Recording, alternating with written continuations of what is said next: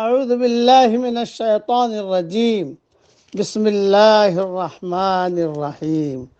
سورہ یونس کی 2 آیتیں پڑھ رہا ہوں، آیت نمبر 55، آیت نمبر 56۔ الا ان للہ ما فی السماوات والارض، یاد رکھو کہ جتنی چیزیں آسمانوں میں اور زمین میں ہیں سب اللہ ہی کی ملک ہے۔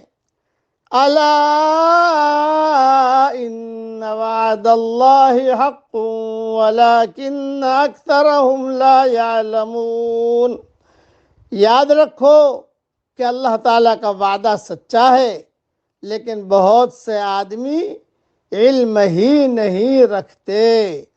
هو یحیی ویمیت والیہ ترجعون، وہی جان ڈالتا ہے اور وہی جان نکالتا ہے اور تم سب اسی کے پاس لائے جاؤ گے۔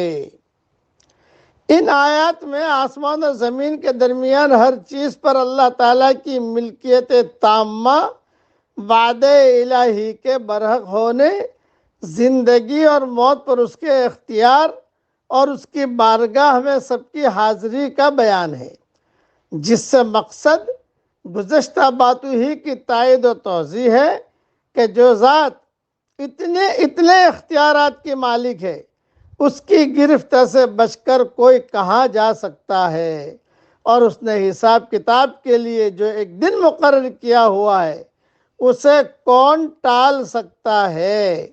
یقیناً اللہ کا وعدہ سچا ہے، وہ ایک دن ضرور آئے گا اور ہر نیک و بد کو اس کے عملوں کے مطابق جزا اور سزا دی جائے گی۔ اس لیے آدمی جو ہے گناہوں سے بچے اور نیکیاں کرتا رہے۔ اصل مسئلہ آخرت کا مسئلہ کوئی سودے بازی کا مسئلہ نہیں ہے، وہ تو اپنے کیے کا انجام بھگتنے کا مسئلہ ہے۔ زندگی اور موت کے بارے میں اللہ کا جو منصوبہ ہے اس کا یہ لازمی جز ہے۔ خدائی انصاف کا تقاضا ہے کہ وہ ہو، اور خدائی قدرت اس بات کی ضمانت ہے کہ وہ بہرحال ہو کر رہے گا۔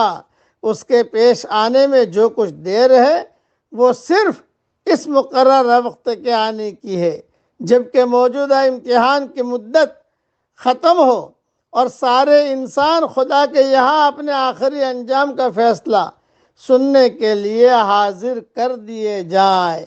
آدمی ایک حساس مخلوق ہے، وہ تکلیف کو برداشت نہیں کر سکتا۔ دنیا میں جب تک اس کو عذاب کا سامنا نہیں ہے وہ حق کا مذاق اڑاتا رہتا ہے اور اس کو بے نیازی کے ساتھ ٹھکرا دیتا ہے، مگر جب آخرت کا عذاب سامنے ہوگا تو اس پر اتنی گھبراہٹ طاری ہوگی کہ سب کچھ اس کو حقیر معلوم ہونے لگے گا۔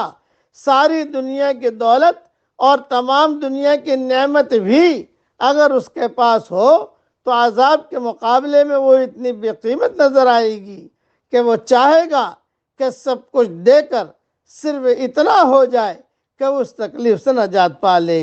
اللہ تعالیٰ آخرت کے عذاب سے ہم سب کی پوری حفاظت فرمائے، اور دنیا کے عذاب سے بھی اللہ تعالیٰ ہم سب کی پوری حفاظت فرمائے۔ اب یہ قرآنی دعا پڑھا رہا ہوں، پڑھ لیجئے میرے ساتھ۔ موجودہ نامناسب حالات میں یہ قرآنی دعا پڑھنے کا بہت اہتمام کیجئے، پڑھیے میرے ساتھ۔ ربنا علیک توکلنا وإلیک انبنا وإلیک المصیر۔ ربنا لا تجعلنا